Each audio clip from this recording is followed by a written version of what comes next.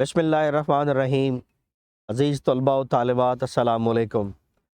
Recently government نے اپنی policy introduce کرائی ہے اور یہ پالیسی ایسی پالیسی ہے کہ جس میں بچوں کے لیے میں سمجھتا ہوں نقصان کے زیادہ چانسز ہیں.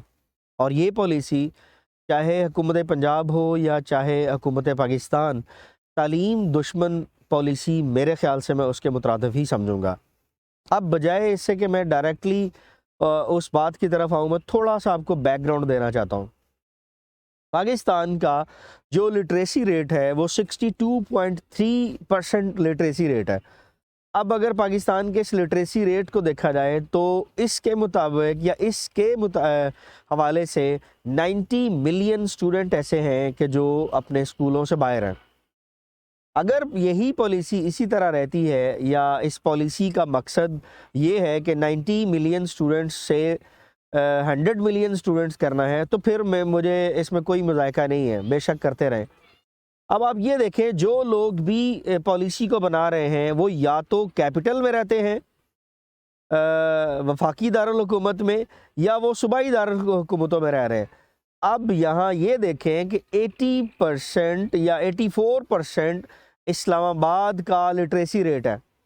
اب اگر 84% اسلام آباد کا لٹریسی ریٹ ہے اور وہاں بیٹھنے والے لوگ پالیسی بنا رہے ہیں ایجوکیشن کی، اور جس سے متاثر ہوگا گاف بے جیم میں رہنے والا بچہ، یا اگر گاف بے جیم میں رہنے والا بچہ نہیں بھی متاثر ہوتا تو اس شہر کے قریب ترین رہنے والے جو بچے ہیں وہ وہاں متاثر ہوں گے.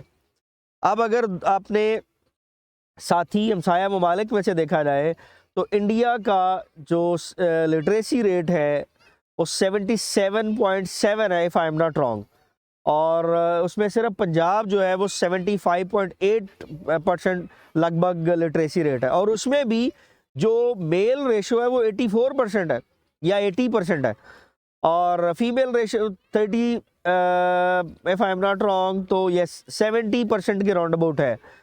تو اب آپ یہ دیکھیں، پالیسی اب بنا رہے ہیں اپنے اس شہر میں اسلام آباد میں بیٹھ کر، اور اسلام آباد کی پالیسی آپ امپلیمنٹ کر رہے ہیں پورے پاکستان کے اندر، اور اس پہ آپ پاس پرسنٹیج اسٹوڈنٹ کی جو اتنی زیادہ ہائی کر رہے ہیں. اس سے کیا ہوگا، بچے جو غریب گھروں کے بچے ہیں وہ ایک وقت آئے گا آہستہ آہستہ اسکولوں کو چھوڑ دیں گے، جن کی زیادہ تر روزی روٹی کا معاملہ صرف میٹرک کی سند کے اوپر ہی بیس کر رہا ہوتا ہے.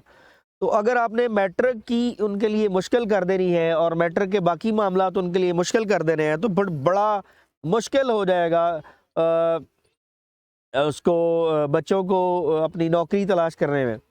بے روزگاری میں اضافہ ہوگا، اور بے روزگاری کے ساتھ ساتھ باقی معاملات جو ان کی خاندان کے ہیں جو بیٹ کرنے ہوتے ہیں بچوں نے، وہ بھی ان کے لیے مشکل ہو جائے گا. اب آپ یہ دیکھیں، ایک مجھے یاد آئی NCRC کی رپورٹ ہے ایک، وہ یہ کہتی ہے کہ پاکستان میں 22.8 ملین چلڈرن جن کی عمر 5 سے 16 سال ہے، وہ تقریباً بیچارے بڑی مشکل سے جو ہے نا اس پہ آتے ہیں ایجوکیشن سیٹ اپ پہ، اور 5 سے 16 سال کے بچے آؤٹ آف سکول رہتے ہیں.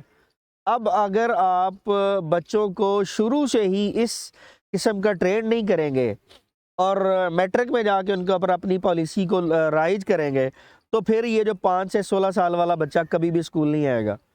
میری ریکویسٹ تھی، ایک دفعہ پہلے بھی میں نے کہا تھا، اگر آپ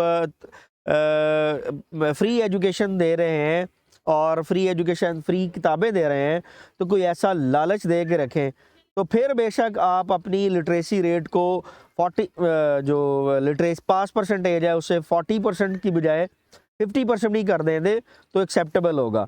لیکن یہ جو گورنمنٹ نے 40% والا پاس پرسنٹیج والا کرائٹیریا رکھا ہے، یہ میری سمجھ سے بالا تر ہے.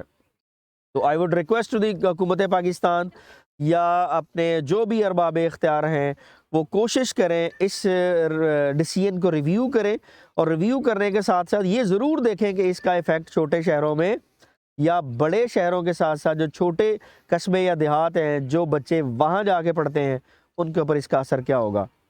تو talk with Amir Kazmi YouTube channel دیکھنے کا شکریہ. اللہ حافظ.